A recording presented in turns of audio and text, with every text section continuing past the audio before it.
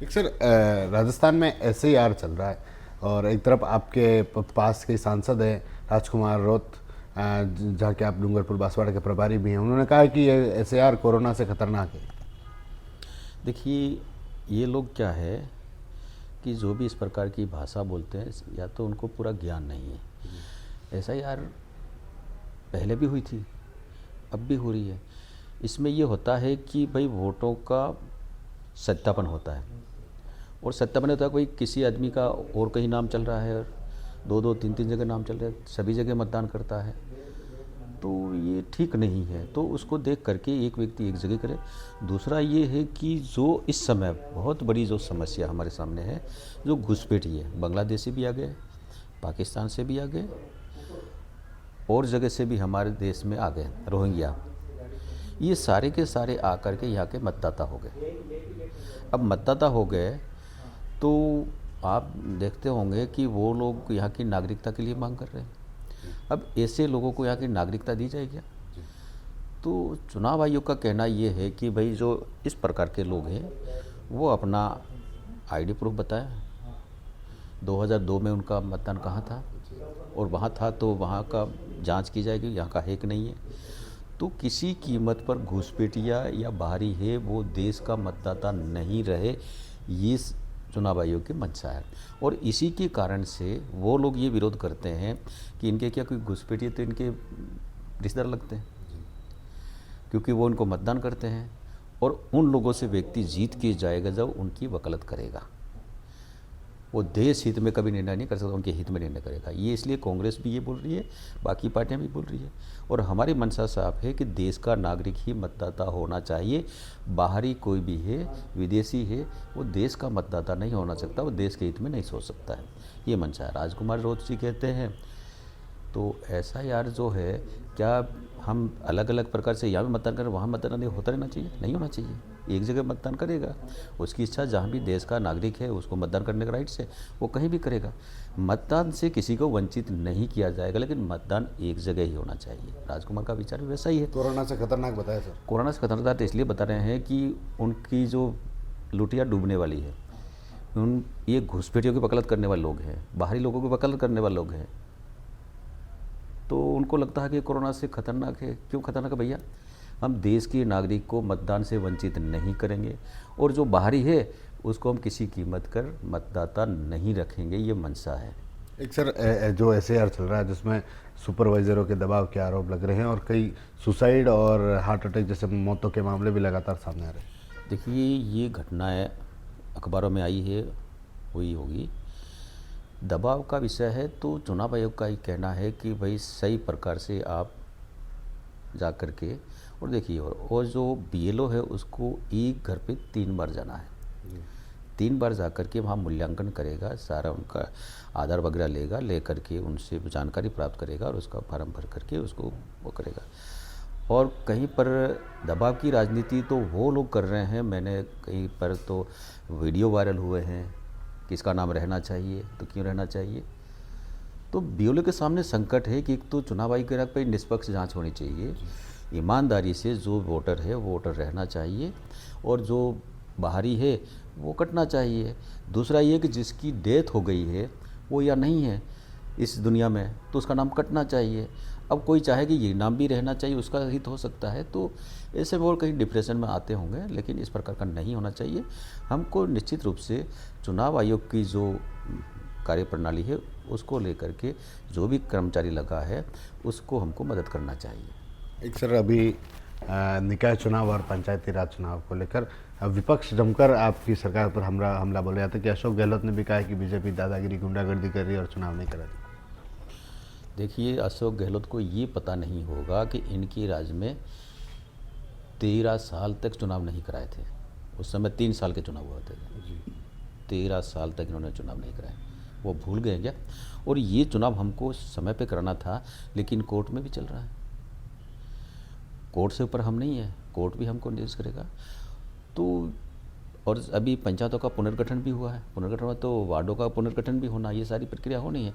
और चुनाव आयोग जैसे भी निर्देश करेगा, सरकार तैयार है, जब भी चुनाव आयोग हमको कहेगा सरकार चुनाव कराएगी। एक मंत्रिमंडल में सुगबुगाहट की चर्चा तेज चल रही है, कई मंत्रियों को लेकर चर्चा चल रही है, आपको भी कुछ ध्यान हो इसको लेकर? ये मेरा विषय नहीं है।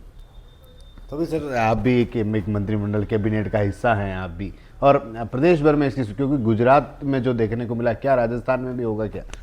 देखिए, हम सब लोग मिल कर के प्रदेश को आगे बढ़ाने का काम कर रहे हैं और ये सारा संगठन का काम है, वो करेंगे। आपके प्रदेश अध्यक्ष जी ने भी पहले संकेत दिए थे कि कई सारे मंत्री हैं जिनको संगठन में लेंगे। हाँ ठीक है ना, वो जैसे भी उनकी मंशा है, क्योंकि संगठन भी चलना चाहिए, अच्छे लोग संगठन में भी चाहिए तो भी चलेगा।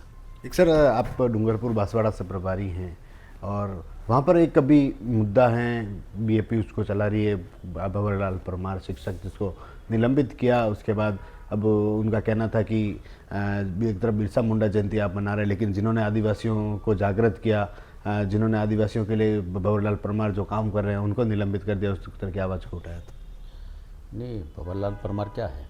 कोई शिक्षक है, कोई मास्टर है जी। और मास्टर कोई राजनीति करेगा क्या?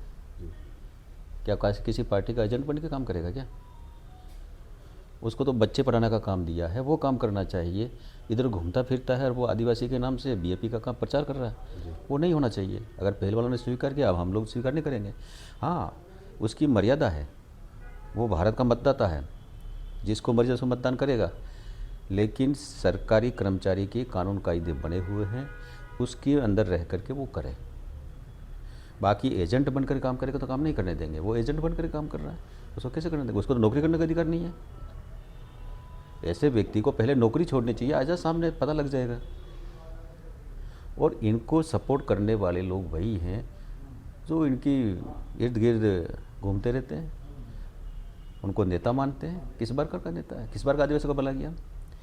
वो कहता है कि आदिवासी हिंदू नहीं है, आदिवासी को कोई धर्म नहीं है, मुसलमानों से हमारी बहन बेटों की शादी कर लो, ये वो तय करेंगे क्या? समाज का ठेका उन्होंने ले रखा है। हमारे पूर्वजों की और हमारे परंपराएं हैं, हमारी विरासत है, उसको हम मानेंगे कि इनकी बातें मानेंगे? वो तो कहते हैं कि भगवान राम भी काल्पनिक थे, उसको भी नहीं मानते, वो तो भगवान से भी ऊपर हो गए।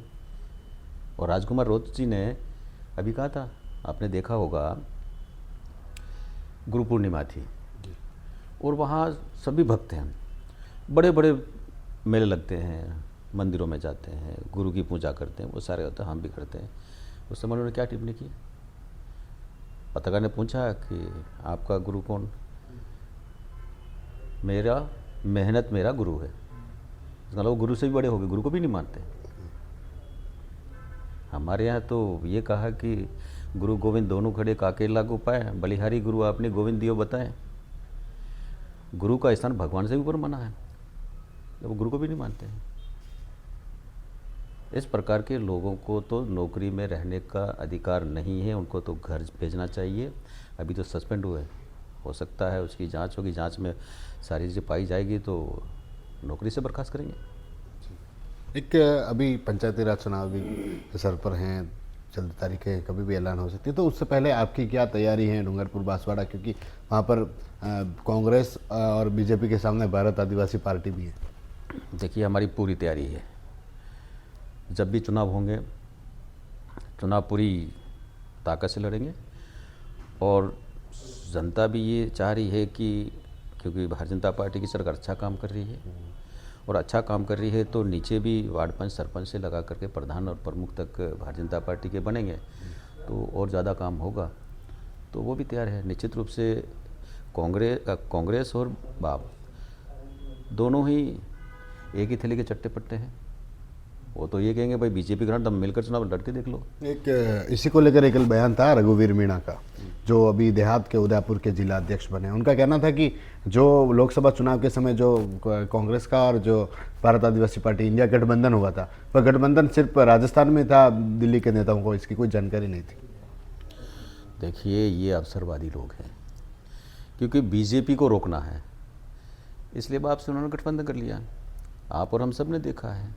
और कांग्रेस की क्या गति हुई? सारी की सारी कांग्रेस बाप खा गया। सारे के सारे कांग्रेसी जो वोटर्स थे सारे के सारे बाप की ओर गए और ये कांग्रेस बिल्कुल मैदान खाली है। कांग्रेस कहीं दिखती नहीं है।